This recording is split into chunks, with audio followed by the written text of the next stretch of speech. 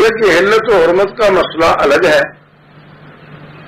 حلت و حرمت کی بحث الگ ہے، لیکن انہوں نے جو فضائل متع بتائے ہیں، اگر یہ فضائل کوئی نماز کے بتاتا تب بھی کافر تھا، سمجھے؟ یہ فضائل جو انہوں نے بتائے ہیں اگر یہ کوئی نماز کے بتاتا نا، حج کے بتاتا تب بھی کافر تھا۔ وہ کیا ہے؟ ومن تمتع مرتين كانت درجته كدرجة الحسن عليه السلام، ومن تمتع 3 مرات كانت درجته كدرجة علي بن ابي طالب، ومن تمتع 4 مرات فدرجته كدرجة رسول الله صلى الله عليه وسلم۔ یہ تفسیر منہج الصادقین صفحہ 493 جلد 2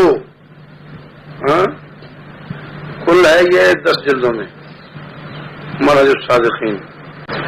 یہ کہنا کہ ایک مرتبہ متع سے حضرت حسین کے برابر درجہ، 2 مرتبہ متع سے حضرت حسن کے برابر درجہ، 3 مرتبہ متع سے حضرت علی کے برابر درجہ، اور 4 مرتبہ متع سے رسول اللہ صلی اللہ علیہ وسلم کے برابر درجہ، تو یہ متع کو چھوڑیں، اگر یہ فضائل کوئی نماز کے بھی بتائے،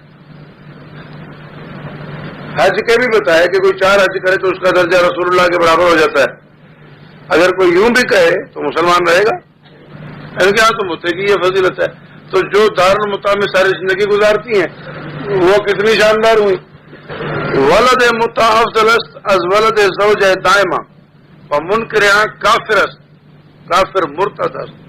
منہج الصادقین 495 جلد 2۔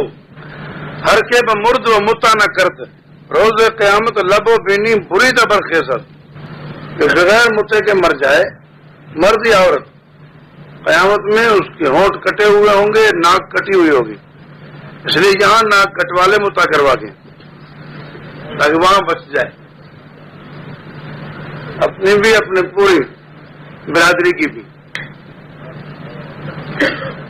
ہر کے میں مرد و متع نہ کرد روز قیامت لب و بینی بریدہ برخیزت۔ تفسیر منہج الصادقین صفحہ 489 493 جلد 2۔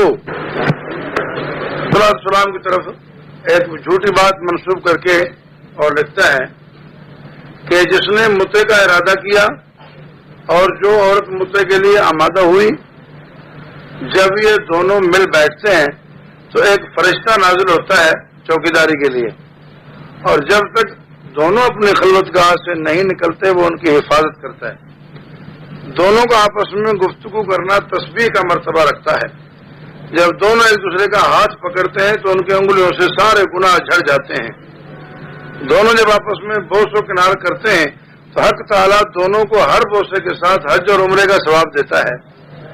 وہ دونوں جب عیش و عشرت میں مصروف رہتے ہیں، پروردگار عالم ہر لذت و شہوت کے ساتھ ان کے نامہ اعمال میں پہاڑوں کے برابر ثواب تحریر کرتا ہے۔ جب دونوں فارغ ہوتے ہیں اور غسل کرتے ہیں، ان کے جسم سے کسی بال سے پانی گرنے بھی نہیں پاتا کہ دونوں کے لیے ایک ایک بال کے عوض 10 ثواب لکھ دیے جاتے ہیں اور 10 گناہ بخش دیے جاتے ہیں، اور ان کے مراتب 10 مرتبہ بلند کر دیے جاتے ہیں۔ کہتے ہیں حضور علیہ السلام نے جب یہ فرمایا تو حضرت علی اٹھے اور عرض کیا ما اجر من دل بینہما یا رسول اللہ، دلال کا اجر کیا ہے جو ان کو آپس میں ملائے؟ تو اپن اس کو کیا کہتے ہیں؟ ہاں، بھروا۔ اس کا اجر کیا ہے؟ تو